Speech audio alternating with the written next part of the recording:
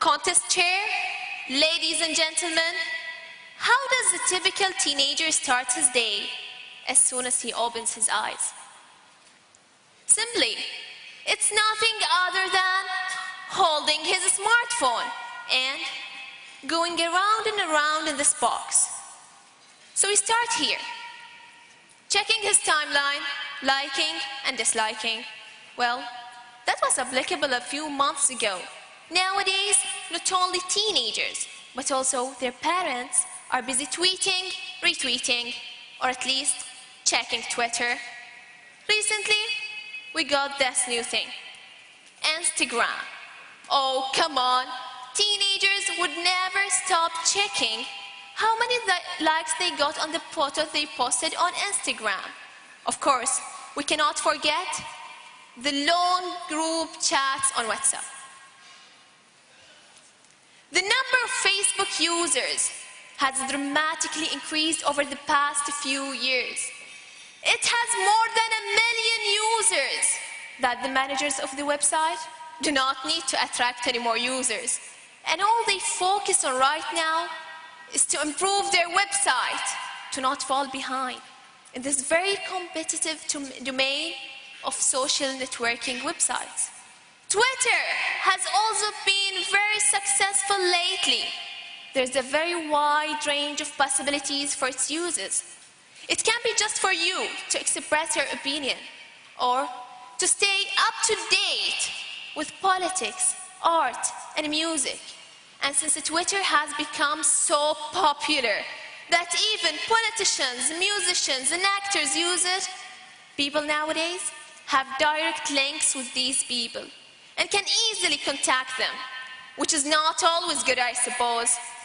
Nowadays, many people live in a bubble of internet popularity, linking popularity with the number of followers they have, and they get pretty much addicted to that. And I'm not kidding. It is an addiction. When you always seek for more followers, seeking for more Facebook friends, for more likes on that photo you posted on Instagram, basically, you're seeking for attention that you cannot obtain in real life for different reasons. Pretending you're someone, you're not adding spices to a story in your life just for it to fit with an imaginary character you have created for yourself. And then reality hits you at any time, reminding you that whatever you have on Facebook, whatever you have on the internet is not very much related to what you have in real life. And this is when psychological problems arise, because your mind cannot absorb the huge gap between what you have on the internet and what you have in real life. Another problem is that many of these social networking websites users do not pay attention to the fact that what you write online stays online. The moment you publish that tweet, it's just out there. Of course, you can't delete it, but by then, it might have been already retweeted and caught retweeted. Another more serious issue is that employers nowadays Google applicants' names. And the first things that come up on the search results page are your Facebook and Twitter pages. Each one of you, think about the photos you have up on Facebook. Think about the conversations you have on your timeline. Do you really want your potential post to be flicking through them? Absolutely not. Moreover, providing so much details about what do you do every day, where do you go, or even where do you live can put your life in danger, since any criminal can easily study your movements and track you down. Nowadays, people have become heroes of the screens. They communicate through screens. They argue through screens. They've also converted the act of giving a speech into just typing it. If you really have the will, if you really have the power, drop that screen away, go face an audience, and speak before it. I'm not saying that Twitter did not make it a lot easier to share news around the world. Actually, Twitter has given people a platform to speak from, a little space where they can continuously express their views at. But seriously, we should not stop enjoying every happy moment just to say, oh, this has to go on Facebook. When are we going to stop interrupting a child who's telling you, oh, you know what happened to me yesterday at school? By telling someone else, oh, I've just got 10 retweets me. People have been hypnotized into sharing everything happening in their lives on the internet. Facebook is there, Twitter is there, but it's your choice how to use it and how to present yourself to the world. Here, I'm sitting in a distant corner of the world, staring at the people around me, still fully surprised why they chose to place a screen in front of their faces instead of facing the people there. Now, I'm done with my tweet. But as soon as I clicked the button to post it on Twitter, I got a message saying, sorry, your tweet is over the 140 limit. Back to you, contest chair. Our fourth contestant is Cavalier Narasimhan Ravi.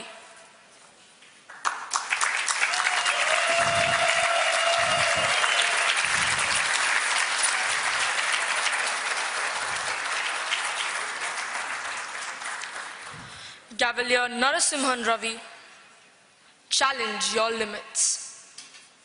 Challenge your limits, Cavalier Narasimhan Ravi.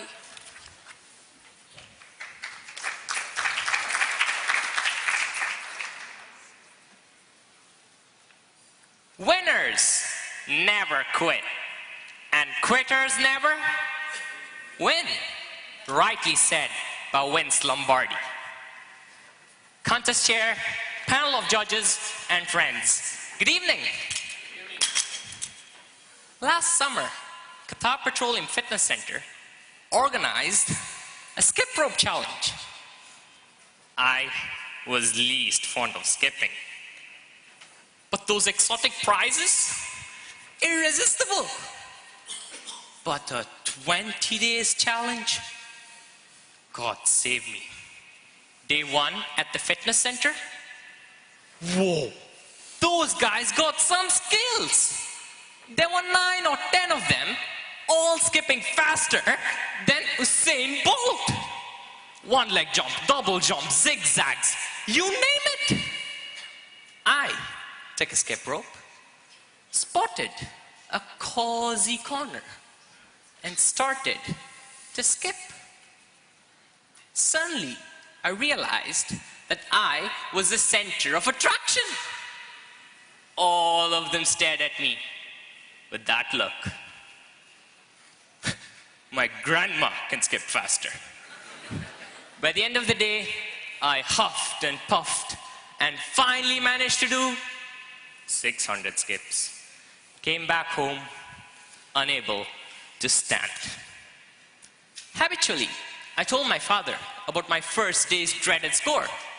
But surprisingly, he said, son, let me share with you a real life story. Oh, no, not again. You know how parents brag. But then, obediently, with a drooped heart and a drowned look, I sat down and listened to every word he said. He asked me, do you know Prakash Padukone? No, Dad, but I know Deepika Padukone. To my surprise, he said, brilliant, son. Prakash is Deepika's father. Prakash was a national level badminton player. At the age of 14, he was given an opportunity to escort the world badminton champion, Rudy, from the hotel to the court. But before leaving with Prakash, Rudy took a skipping rope and skipped 5,000 times, non-stop. Prakash was amazed. He asked him, sir, you have a finals to play and you skipped 5,000 times. Aren't you tired? Rudy replied smiling, skipping doesn't make me tired. It actually energizes me. Dad ended the story with a one-liner. But that message struck my head and heart like a thunderbolt. He said, life is a challenge. Don't ever ask life, why me? Instead, say, try me. A lingering message for the rest of my life. Day 2. Went in with amazing confidence and scored 2,700 skips. Not enough. Not enough! Gradually, my target increased day by day. But so did the sprain in my knee. On day 8, close to a ligament injury, was taken to the medical center. The physiotherapist strictly said, no skipping, or you're inviting an irreparable musculoskeletal injury. I absolutely had no idea about what she was saying. All I knew was it was something serious. What next? Give up? As my favorite hero Jackie Chan says, life will knock us down, but we can choose to get back up. And I chose to get back up and skip, skip, and skip. Days passed. Finals closed in. All my fellow skippers were busy calculating their scores. But I was too busy skipping to realize that I was becoming their toughest competitor. On final day, day 20, obsession for skipping went sky high that I skipped my lunch and skipped into the fitness center at 2 p.m. My parents anxiously waited for my return. Clock ticked 9. I skipped. Struck 10. I skipped. Crossed 11. And I still skipped. Finally, at 12 midnight, the fitness instructor physically stopped me and said, enough! You have completed 38,500 skips on this single day alone. But friends, the first place winner for the skip rope challenge had the highest total of 145,000 skips in 20 days. That was me. I was awarded a trophy and a Samsung Galaxy mobile. Well, let me tell you a secret. The phone I won went to my dad, which he cherishes, saying every time he looks at it, he can see all the hard work I did. But to tell you how I really feel, I feel that he certainly deserves the award. Because if he hadn't made me realize my true potentials, I could never have skipped so far. Take a piece of paper. Hold it under the sunlight. Does something happen?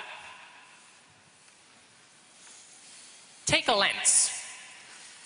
Now, does something happen? Dear friends, this implies in our lives too. If we focus on something, we can surely achieve it. As the great author Napoleon Hill rightly said, when our minds can conceive and our hearts can believe, we can achieve. So friends, are you any different from me? Are you any different from me? So then, don't limit your challenges. Challenge your limits.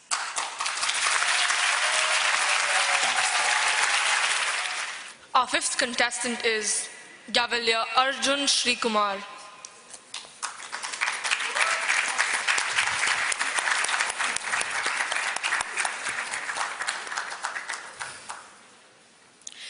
Gavalier Arjun Srikumar, the power of failure. The power of failure, Gavalier Arjun Srikumar.